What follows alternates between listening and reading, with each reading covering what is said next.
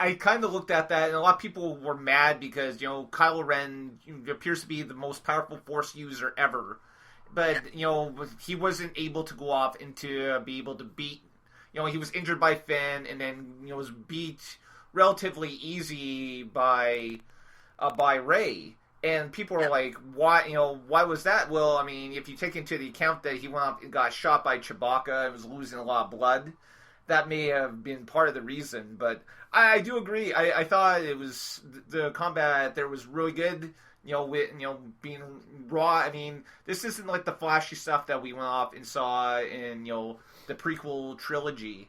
But at the same time, I mean, these weren't, Jedis that were literally raised up from children and spent years and years practicing lightsabers.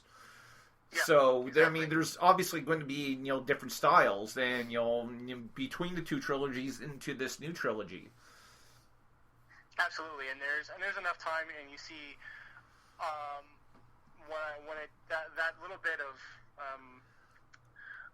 when you talk about he was injured when he's making that fight, and you see that the kind of the visceral way that he's smashing his own stomach, that's essentially to put his body into shock, right? He wants to keep himself from giving into whatever little bit of pain that's there.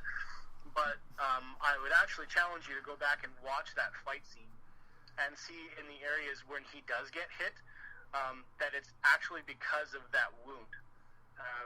When he gets hit the first time, it's because he can't raise his weapon, because he can't stretch his body that way, because he's injured. In the final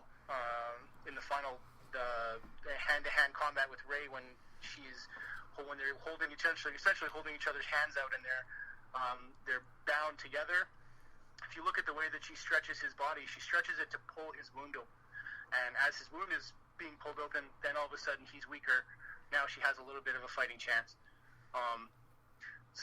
And I will also kind of finish by saying, just because you're strong in the Force does not mean you're strong with the lightsaber. This is true.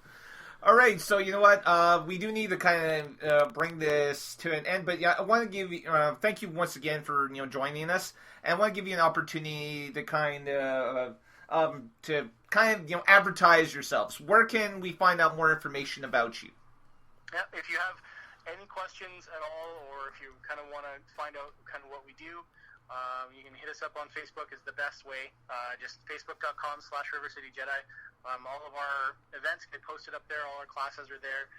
If we have any other events happening, then they'll be posted there as well. We're going to be doing a little demo, a combat demo, and some kind of freeform demo happening at the Kids Fringe on the 23rd. So we'll be there kind of on stage to show the kids the lightsabers and kind of fight a little bit. That's at 7:30 p.m. So we're all going to be out there kind of fighting and having a good time. Our next class is on the 17th. So if anybody wants to come out and take a look, please feel free. We'll always welcome people if they just want to watch.